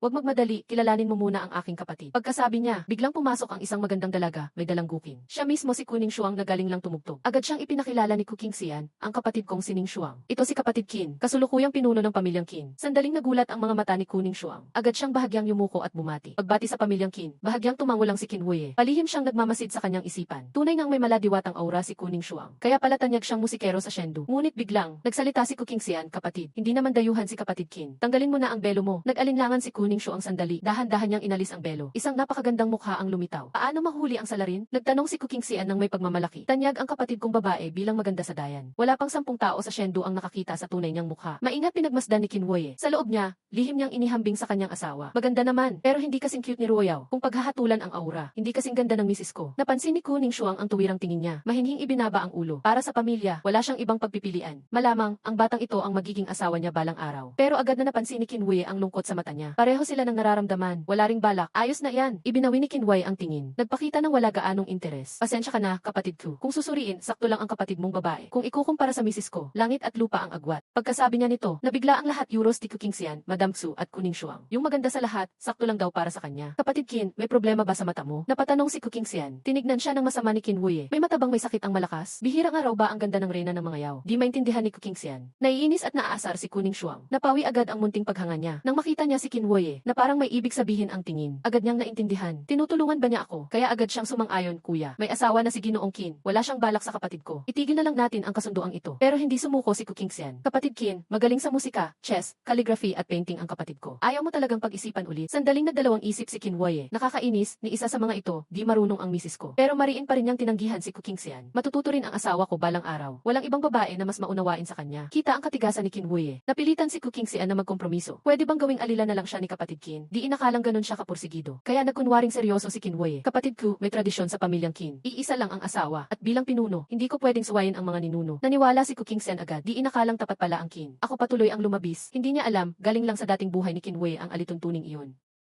Ang kasalukuyang pinuno ng pamilya Qin. Lahat sila may maraming asawa at kabit. Maaaring magsanib ang pamilya Qin at Ku, pero hindi tatanggap ng kasal na ugnayan. Ganito na ang nangyari. Kaya walang magagawa si Kuking Sian kundi sumang-ayon. Hinahangad ko na ang mga pamilya Ku at Qin ay maging matalik na magkaibigan. Pagkasabi pa lang nito, biglang may marahas na labanan sa labas ng bahay. Sa ilalim ng tingyulo, nabasag ang mga mesa at upuan. Wasak ang paligid. Si Qin Feng pala ang dumating kasama ang ilang disipulo ng Qin. Nag-aaway sila laban sa mga tao ng pamilya Xiao. Narinig ang leader ng Xiao, mayabang na tumawa. Sinong may lakas ng loob na magyabang? Ah, mga tao pala ng Qin family. Ano, kaya mo ba akong saktan? Si Xiao Bai, humarap ng may pagmamalaki. Sigurado siyang hindi siya sasaktan ni Qin Feng. Pero sa susunod na segundo, isang kamao ang tumama sa mukha niya ng malakas. Napalipad siya ng ilang metro. Piniga ni Qin Feng ang kamao niya. Tumuloy siya ng may maliwanag na ngiti. Narinig ng lahat, siya mismo ang nagpapasuntok sa akin. Qin Feng, pinangahas mong saktan ako. Si Xiao Bai, galit na hawak ang namamagang mukha. Sigaw na turuan siya. Bumulusok ang mga disipulo ng Xiao family papunta kay Qin Feng. Hindi natakot si Qin Feng. Nagayway ang kamay at sumigaw. Utos ng pinuno. Sino mang insulto sa Qin family. Palagan agad. Nagbanggaan ang dalawang pamilya. Habang nasa itaas ng loft, si Kinwuye, interesadong nagmamasid. Sa loft, si Kinwuye, sabik na nanonood ng labanan. Mukhang tuwang-tuwa siya. Nang mapabagsak ni Qin Feng ang isang tao, bumalot siya kay Xiao Bai. Biglang may nangyari. Nagulat si Xiao Bai. Nagmadali siyang gumamit ng magic shield. Biglang kumuha siya ng patalim. Sinaksak ng palihim. Lumaki ang mata ni Qin Feng. Halos hindi niya nasalag ang patalim. Nabasa ng pawis ang likod niya. Akala niya ay turuan lang si Xiao Bai. Hindi niya ginamitan ng lakas. Pero bawat atake ni Xiao Bai, may halong galit. Talagang gusto niyang patayin si Qin Feng. Tumindi ang tingin ni Qin Feng. Hindi na niya pinigil ang sarili. Binunot niya ang lumilipad na espada. Dali niyang pinabagsak si Xiao Bai na nasa mid-level ng Linhai Realm. Talagang puro henyo ang mga disipulo ng Qin family. Si Kuking Sian, aliw na aliw. Ngumiti si Kinwuye, kubrod. Kung magpatuloy ang laban, mawawala na ang tingyulo mo. Walang pakialam si Kuking Sian. Ayos lang, matututo si Xiao family. Mukhang mas gusto nila ang laban kaysa musika. Sakto, nang mangyari ito, malapit na ang huling round. Nabunot ang shield ni Xiao Bai. Tumapat ang espada sa lig niya. Hindi mo pwedeng saktan ako. Naligo sa pawis si Xiao Bai sa takot. Kung masaktan ako, hindi ka papatawarin ng Xiao family. Madadamay ang buong Qin family. Nag-alangan si Qin Feng. Dahan-dahang ibinaba ang espada. Go, umalis ka. Nagmamasid si Kinwuye at napailing. Masyado pang bata. Pag Paglingon ni Qin Feng, nagkunwari si Xiaobay na mabait pero may masamang tingin. Naglabas ng pointed na magic tool. Sinaksak si Qin Feng sa likod. Nang mapansin ni Qin Feng, huli na para umiwas. Sa crucial na sandali, may dumating na mabilis, isang daliri lang, pinigil ang deadly na saksak. Pinuno. Hindi mapigil ang sumigaw si Qin Feng. Ngunit humarap si Qin Wei sa kanya. Dahan-dahang iniabot ang palad. Akala ni Qin Feng papuri na. Agad siyang nagpakabait. Pero isang matunog na batok ang bumungad. Nagboses si Qin Wei, malamig. Alam mo ba kung ilang mali ang nagawa mo? Una, harapin ang kalaban, huwag magalangan. Never magpigil. Pangalawa, huwag maging malambot sa kalaban. Pinatawad mo siya. Sa sunod, papatawarin ka ba niya? Ang sinabi ni Qin Wei, parang biglang naintindihan ni Qin Feng. Nagkaroon siya ng realization. Nahiya siya. Salamat, pinuno. Tumango si Qin Wei, satisfied. May malamig siyang tingin kay Xiaobay na natulala. Tinuloy niya, pangatlo, huwag mo ibaling ang likod sa kalaban. Maliban na lang kung lubos mo na siyang natalo. Pagkatapos niyang magsalita, nanginginig si Xiaobay sa takot. Tinangkap ang magbanta gamit ang pamilya Xiao. Pero tinapik lang ni Qin Wei ang daliri. Na-twist ang balikat niya, matinding sugat kay Xiaobay. Di siya makalangoy, pinabagsak sa lupa. Namulat ang mata ni Xiaobay, hindi makapaniwala sa nangyari. Sa sandaling iyon, si Qin Wei parang isang matinding espada. Determinado, matindi ang pangingibabaw. Sa gitna ng katahimikan, biglang may palakpakan. Narinig ang papuri, tumingin ang lahat. Isang lalaking nakasuot ng gintong robe. May matapang na mukha, lakad ng malaki. May isang matandang may balbas kambing sa likod. Naku, hindi maganda. Siya ang second son ng Xiao family. Si Xiao Kuang, ang war god. Nagulantang ang lahat. Lumapit si Xiao Kuang, tumingin kay Xiaobay na nakahandusay. Hindi siya nagalit. Pinuri niya si Qin Wei. Ang galing ng pagdomina mo. Nangyari ito. Dalawang disipulo ng Xiao family, umiyak sa paanan niya. Second young master, tulungan niyo kami. Lumabas ang ugat sa noo ni Xiao Kuang. Nag-aapoy ang galit, pero hindi para kay Qin Wei. Walang sinabi. Nagpakawala ng lakas sa braso. Agad tinaboy ang dalawang nagmamakaawa. Nakakainis, naglakad si Xiao Kuang. Malamig ang mga mata niya. Natalo ka, wag nang magkunwaring malakas. Di karapat-dapat ang mahina. Tumingin siya kay Qin Wei. Nakangiti ng may pagkabaliw. Nararamdaman kong pareho kami. Parehong gustong manalo at lumaban sa mga malakas. Sumimangot si Qin Wei. Hindi tayo magkapareho, masyado kang pabigla. Hindi tayo pareho, sumiklab ang galit ni Xiao Kuang. Handa nang sumugod, pero pinigil ng matandang kasama. Nakakainis, tinupok ni Xiao Kuang ang galit. Masamang titig kay Qin Wei. Sa susunod na pagkikita, tiyak na tatalunin kita. Pagkasabi niya, tumingin siya sa totoong pakay ng kanyang pagdating. Kuning Shuang, ano ang desisyon mo? Magpapakasal ka o mawawala ang Ku family? Nag-alab ang mga tao ng Ku family, pero pigil pa rin nilang sabihin ang galit. Sa sandaling iyon, lumabas si Kuning Shuang, matapang. Sandaling tumingin kay Xiao Kuang at Qin Wei. Sa harap ng lahat, binuka ang bibig. May minamahal na akong iba. Pagkasabi nito, lahat ay tumingin sa direksyon ng tingin niya. Sabay-sabay tumingin kay Qin Wei. Naguluhan si Qin Wei. Bakit niyo ako tinitingnan? May asawa na ako. Tumingin si Xiao Kuang kay Qin Wei. Biglang bumalik ang galit niya. Nagapoy ulit ang galit. Umiti ng malupit. Ayos, maganda. Mas interesting ito. Hindi nagalit si Xiao Kuang. Nagpakalakas pa, maganda, ang maganda para sa matapang. Pag natalo kita, ako ang kukuha sa kanya. Pagkatapos, bigla siyang umalis. Lahat ng tao, nagulat. Umalis na ang baliw na ito. Mukhang tapos na ang drama. Ang lahat ay dahan-dahang nag-alisan, tahimik na. Hanggang umalis na ang lahat ng tao. Saka lang dahan-dahang bumaba si Kuning Shuang sa harap ni Qin Wei. Bahagyang yumuko para humingi ng paumanhin. Sorry, Lord Qin, kanina medyo nagmadali ako. Kaya ko nasabi ang mga salitang yon. Si Qin Wei naman ay napatingin sa kanya ng may malalim na ibig sabihin. Alam niyang sinadya ito ng babaeng to. Isang salita lang, si Xiao Kuang, ang pasaway, napunta sa kanya ang gulo. Siya tuloy na pagbuntunan, at ginamit pa siyang panangga para iwasan lahat ng manliligaw. Nakita ni Kuning Shuang na nananahimik siya. Akala niya galit ito. Kaya nagmadaling nagsabing magpapaliwanag siya. Di na kailangan, tapos na ang nangyari. Kumaway si Qin Wei pagkatapos magpaalam kay Ku Kingxian. Umalis silang magkasama ni Qin Feng na halatang shock pa rin. Sa daan pa uwi, halatang may gustong sabihin si Qin Feng. Di na siya nakatiis at mahina niyang sinabi, Master, paano niyo nagawang ganon? Kakakasal niyo lang sa madam, tapos may sikreto agad kay Kujaya Liling. Halos mabulunan si Qin Wei sa narinig, di na nagsalita pa. Muli siyang sinabihan, ano yang iniisip mo ha? Negosyo to, seryoso ako. Hinawakan ni Qin Feng ang ulo niya, pero sa isip niya reklamo ng reklamo. Sino ba namang pupunta sa Tingyu Tower para sa seryosong usapan? Pero di niya alam, si Qin Wei naman ay nagpunta roon upang akitin ang mismong pinakasikat na musikera sa Chengdu. Kalat na ang balita sa buong lungsod, pati si Ruoyao narinig na rin. Pagdating ng gabi, bumalik si Qin Wei sa Wuyipi, pero napansin niyang madilim sa loob ng bakuran, lalo pang walang ilaw sa kwarto. Maingat niyang binuksan ang pinto. Sa mismong pagbukas ng konting awang, biglang may nangyari. Bumukas ang magic circle sa ilalim ng paa niya. Ilang purple chains agad siyang binikis. Kasabay nito, may kumikislap na liwanag, diretsong tinutok sa may noo niya. Pero kalmado lang si Qin Wei. Bahagya lang niyang iniwas ang ulo niya. Ang espada dumaan sa noo niya. Nahulog ang ilang hibla ng buhok. Dear, gusto mo ba talagang saktan ang asawa mo? Hindi nagtagumpay sa pag-atake. Galit na galit si Ruoyao, parang dragon. Ang buntot niyang parang fox, biglang inatak uli. Sinugod uli ako. Balak talaga kitang saktan. Bahagyang tinapakan ni Qin Wei ang lupa. Biglang nasira ang magic circle. Agarang hinawakan niya ang malambot na foxtail. Habang di sinasadyang pinisil pa ng bahagya. Bitawan mo ako. Namula ang mukha ni Ruoyao. Napahiyat na galit siya. Napangiti si Qin Wei. Paikot niyang ginalaw at nabalot niya si Ruoyao sa yakap niya. Malambing niyang bumulong, dear, gusto ko talaga ang gabi. Pero kailangan mong gawing iba. Huwag kang umasang wala kang hiyaan ka. Naamoy ni Ruoyao ang pabango ng ibang babae sa kanya. Lalo siyang nagalit. Huwag mong gamitin ang katawan mong puro mumurahing pabango. Selos si asawa. Nakangising tanong ni Qin Wei. Yefi, para namang iniisip ko yon. Gagawin ko to para sa lahi ng mga demonyo. Tigilan mo yung ilusyon mo. Kahit ganon ang sinasabi. Lalo siyang naiinis. Sa buong lakas niya, lumabas ang mga buntot niya. Parang pabukang pakpak ng paboreal. Tinakpan ang langit. Walang awang inatake si Qin Wei. Umuga ang buong Wuyipi. Ang ingay nagpagising sa buong pamilya Qin. Si Qin Wei, chill na iiwas. Tapos pabirong sabi niya, dear, ang init ng ulo mo ngayon. Mukhang wala kang siyang planong patulugin ako ngayong gabi. Papahirapan kitang di ka na magising. Galit na si Ruoyao sa ugali niya. Parang ito na ang pinaka-insultong natanggap niya. Tinawag niya ang totoong anyo ng nine-tailed fox. Nagliyab ang lakas at yumanig ang buong teritoryo ng Qin family. Sa kabilang bundok, nag-aalala si Liu Muking kay Ye talaga naman. Bakit nag-away na naman sila? Kailangan ko silang payapain. Pero biglang hinila siya ni Qin Zenshan. Kalma siyang umiti, Mrs. Saan ka pupunta? Mag-asawang nagbibiruan lang sila. Nag-aaway sa kama, bati rin agad. Hindi pa tapos si Liu Muking magsalita. Niyakap agad siya ni Qin Zenshan. Mrs. Uwi na tayo at magpahinga. Kinabukasan, pagkakyat ni Qin Feng sa Wuye Peak, natulala siya. Lantad sa hangin ang buong malawak na bahay. Butas-butas ang bubong. Sira-sira ang lahat. Grabing labanan to ah. Wala sanang nangyari kay boss. Dali-dali siyang pumasok ng bakuran. Bigla siyang napatulala sa nakita niya. Nakaupo si Qin Wei sa bangko, chill lang. Medyo may sira ang damit niya, pero composed pa rin siya. Si Ruoyao naman, kahit maganda pa rin, mukha namang puro lupat abo. Mukhang haggard na haggard. Mas nakakagulat pa. Pakonti-konti. Pinapainom ni Qin Wei si Ruoyao ng ginger tea. Kagabi nag-away ng todo. Pero ngayon, sweet na naman, hindi alam ni Qin Feng na bago siya dumating, nakapatong pa si Qin Wei kay Ruoyao. Nang narinig ang yabag, saka lang sila huminto. Naubos ang kapangyarihan ni Ruoyao. Para di mapahiya, nakinig na lang siya sa paliwanag, kaya rin nawala ang galit niya. Pero hindi siya masaya sa loob. Kahit walang espada, panalo pa rin yung lalaki. Kailan kaya siya makakaganti? Kaya pati yung ginger tea, parang mapakla na. Matamis, bulong niya habang niluluwa ang tea. Tikim si Qin Wei. Naguguluhan ang mukha niya, walang pakialam si Ruoyao. Ininom ng buo. Pati harap ng tatay ko. Dala ko si Ruoyao at umupo sa upuan ng boss. Napatulala kaagad si tatay ko. Pero umpisa pa lang to. Inabot ni Manager Fang ang ring sa akin. Sabi tapos na raw ang utos ko. Sinuri ko gamit ang mental power. Nakapalutang ang 24 flag at mga wooden accessory. Gawa sa sirang pinto sa libingan namin. Pagkalabas ko pa lang ng gamit, biglang nag-ipon ang spiritual energy sa hall. Napasigaw si tatay sa gulat. Hindi niya naisip na yung sirang pinto kaya mang spiritual treasure pala. Pagpuri ko pa lang, tuwang-tuwa si Manager Fang. Na mula sa sobrang saya, sunod pa, ibinigay niya lahat ng elixir na dati kong binigay. Ibinigay lahat pabalik. Tapos, nilabas niya ang isang itim na card. Inabot ng 2 kamay. Boss ito ang bihirang purple gold card ng Ongsing Chamber of Commerce. Iisa lang ang may ganoon. Ikaw ang pangalawang may ganitong card. Ikaw ang aming pinakamataas na bisita. Napatulala si tatay ko. Kusot ng mata, hindi makapaniwala. Akala niya nananaginip lang siya. Pero ang sumunod na sinabi ni Manager Fang, napasuka si tatay sa tiya. Boss, tawagin mo na lang akong si Fang. Pamilya na tayo simula ngayon. Pamilya, nabilaukan si tatay, muntik masamid. Nagmukhang nakakita ng multo. Ako rin, nagtataka. Anong balak ng Ongsing Chamber? Pagkaalis ni si Fang, kasama ko sina Zenlin Fan at Ruoyao. Pumunta kami sa gubat para gumawa ng rara na aray. Mahal, pakibantayan ako. Nakasimangot si Ruoyao. Hari siya ng mga halimaw. Bakit kailangang bantayan tong tao? Hindi niya alam. Delikado itong ginagawa kong pag-ukit. Kahit maliit na mali, masisira ang tool. Kinonsentra ko kapangyarihan ko, tinaga sa flag. Dahan-dahan, inukit ko ang unang mark. Pag natapos ang ukit, biglang sumik ang maliwanag na ilaw. Napasinghap si Ruoyao na nag-meditate. Biglang dumilat. Halatang gulat siya. Alam niyang rare aray ito. Pero maya-maya, napakunot ang noo niya. Iniisip, samba lang siguro. Nakakaubos ng lakas gumawa ng aray. Imposibleng makagawa pa ulit siya. Pero kababagsak ng salita niya, may isa pa ulit na matinding liwanag. Nagtagumpay din ang pangalawa. Napabilog ang mata ni Ruoyao. Nabuka ang bibig, kasya na itlog. Hindi pa tapos, ikatlong liwanag, pang-apat na liwanag. Sa gulat ni Ruoyao, isa-isa nagningning ang 24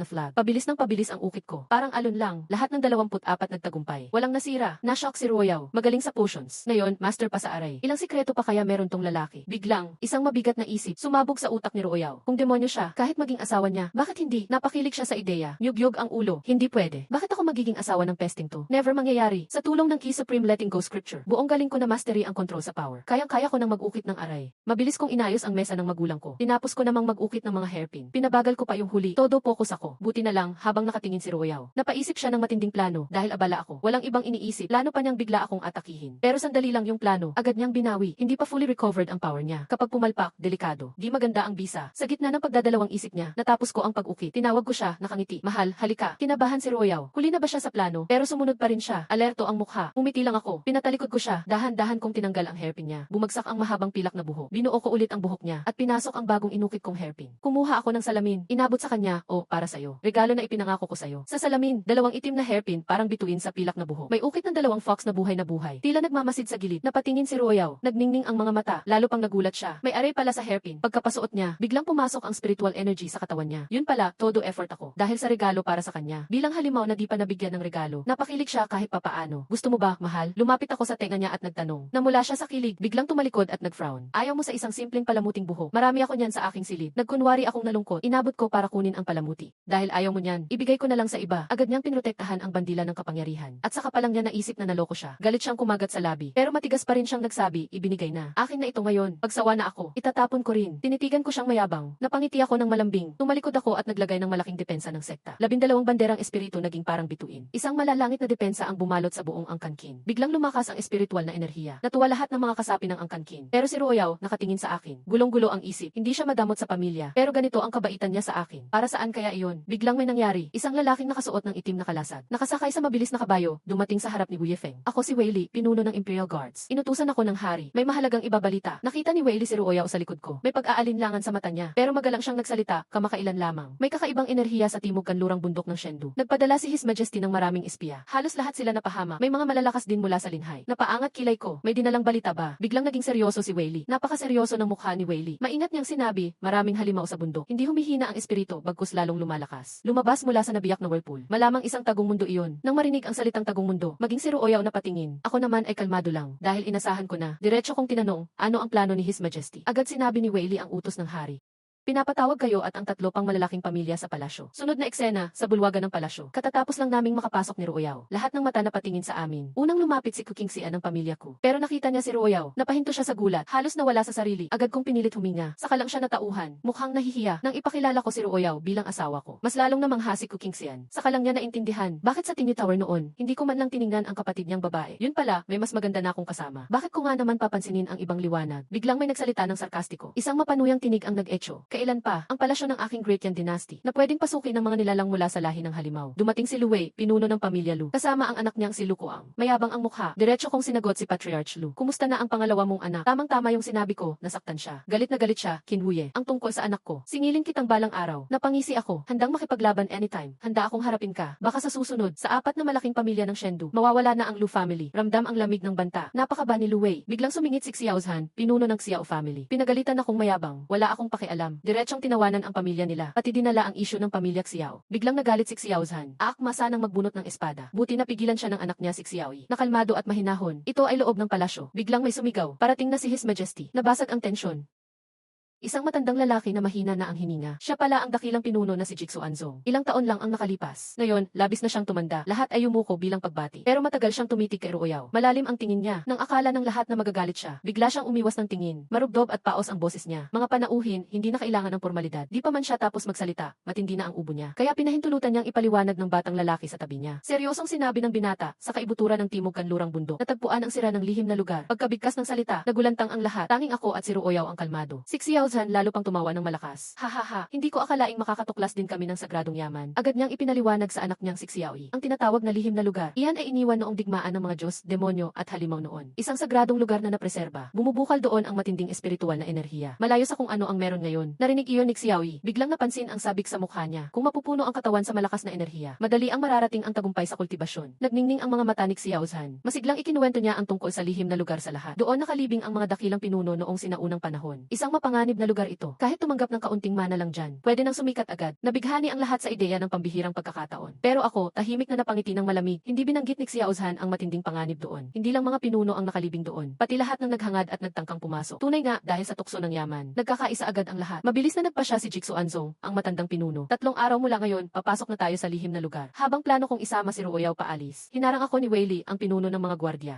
Sinabi niyang nagpapatawag ang emperador sa akin, pinuno ng pamilya ng Qin. Mas ikinagulat namin ni Ruoyao. Sinabi pa ni Wei Li na pati ang reyna ay ipinapatawag. Pinapakiusap ng emperador na sumama raw kami. Ang matandang pinuno, nais pala kaming makausap ng reyna kung asawa ng personal. Ano kaya ang balak niya? Sa sumunod na saglit, dinala kami sa silid ng emperador. Pagpasok pa lang, sumalubong agad ang amoy ng gamot. Pero habang nasa kama si Jigsaw Anzong, mas kalmado ang hininga niya kaysa noong nasa bulwagan. Totoo kayang may sakit ang matandang ito. Hindi siya nagtanong tungkol sa kaharian. Sa halip, pinuri muna niya ang kagandahan ni Ruoyao. Nakita niyang magkahawak ang aming mga kamay. At kahit mahina, bigla siyang tumawa ng malakas. Tumingala siya at tumawa ng baliw. Hahaha hehehe. Tumawa siya na parang duguan ang puso. Parang mamamatay na siya anumang oras. Nagtitigan lang kami ni Ruoyao, nagtataka. Litong-lito kami. Natatakot akong mamaya lang, baka bigla siyang mawala ng hininga sa kakatawa. Ngunit bigla siyang umiti ng magaan. Hindi ko akalaing sa huling sandali ng buhay ko, makikita ko ang pagmamahala ng isang tao at isang halimaw. Walang pagsisisi ang buhay ko. Narinig iyon ni Ruoyao. Namula ang kanyang mga pisngi. Sinubukang bitiwan ang kamay ko. Pero lalo kong hinigpitan ang hawak. Mas lalong natawa ang matandang pinuno. Pagkaraan ng tawa, biglang seryoso si Jigsaw Anzong. Tumingin palabas ng bintana. Parang tumagos ang tingin sa mga pader ng palasyo. Sabi nila, mahina akong pinuno. Pati anak ko, minumura ako at tinatawag tinatawag na inutil. Pero gusto ko lang ipagtanggol ang ating lupain at mamuhay ng payapa ang tao at mga halimaw. Bigla siyang tumingin kay Ruoyaw. Matindi ang kanyang tingin. Ano ang palagay mo? Ang sinabi ng reyna ng mga halimaw. Napaisip din pati si Ruoyaw na isang hari ng halimaw. Makalipas ang ilang sandali, sumagot siya. Iisipin ko ang sinabi mo. Ngumiti si Jigsaw Anzong ng may galak. Agad siyang nagdesisyon. Isang desisyong yayanig sa buong imperyo. Tinuro niya ang batang lalaking nasa tabi niya. Mahalagang tiningnan niya ako. Miss Wei, kaunti na lang ang oras ko. Ipinagkakatiwala ko sa iyo ang aking anak. Ipinagkakatiwala ko sa pamilyang Qin. Ipinagkakatiwala ko siya sa akin. Nagulat ako bigla. Sumagi sa isip ko ang nakaraan. Ang binatang iyon ang nag-iisang anak ng ikatlong prinsipe at nag-iisang apo ni Jigsaw Anzong. Siya rin ang tunay na tagapagmana ng trono. Ilang taon na ang nakalipas, niligpit ang buong pamilya ng ikatlong prinsipe. Ngayon, ipinagkakatiwala ni Jigsaw Anzong ang apo sa akin. Gusto niyang malayo siya sa panganib ng palasyo. Ngunit bago pa ako makapagsalita, niyakap ng bata si Jigsaw Anzong ng mahigpit. Umiiyak siya ng malakas. Lolo, ayokong umalis. Gusto ko manatili sa inyo. Sandaling nagpakita ng lambing si Jigsaw Anzong. Agad din siyang naging seryoso. Matalim ang kanyang boses. Bilang anak ng maharlika, bawal umiyak. Ganyan kang umiyak, hindi ka mukhang anak ko. Umiiyak ng malakas si Ji Chen. Mahigpit siyang nakahawak sa damit ng lolo niya. Si Chen ay lolo na lang ang meron. Pakiusap, huwag niyo akong palayasin. Nalungkot ang puso ko. Balak ko sanang magsalita. Pero bigla na lang, dahan-dahang tinaas ni Jigsaw Anzong ang manggas. Nabigla ako. May misteryosong itim na mga marka sa braso. Para silang gumagalaw na buhay. Misteryosong lakas iyon. Malalim na ang paglaganap nito. Mas malala pa kaysa nararanasan ng aking kapatid na si Qin Qingwan. Naging seryoso ang mukha ko. Agad kong sinuri ang pulso niya. Inilagay ko ang aking lakas sa katawan niya. Ngunit, ang misteryosong enerhiya ay para bang mga gutom na lobo. Agad na sumalakay. Atras agad ako. Lumamig ang pakiramdam ko. Huli na, masyado ng huli. Sinakop na ng misteryosong enerhiya ang kanyang katawan. Hindi na ito kayang iligtas ng kahit sinong Diyos. Walang lunas na sitwasyon ito. Isang dating hari, ginamit pa ng iba ng ganitong masamang paraan. Bigla kong napagtanto. May malaking sabuatan sa likod nito. Pero si Jigsaw Anzong, tanggap na niya ang kamatayan. Muling nakiusap sa akin si Miss Wei. Muli, ipakiala ko na si Chen. Nag-isip ako saglit. Sa wakas, tinanong ko ang matagal ko ng tanong. Bakit ako ang napiling tumulong ni Zhao Lang? Bakit ang pamilya ng Qin? Sa pagtugon niya, at habang naghihingalo siya, biglang kumislap ang gintong liwanag. Para siyang ibang tao. May balak na masama ang pamilya Lu. Kumpiyansa naman si Xiao at ang anak ko. Pag napunta si Chen sa kanila, ipapahamak lang siya.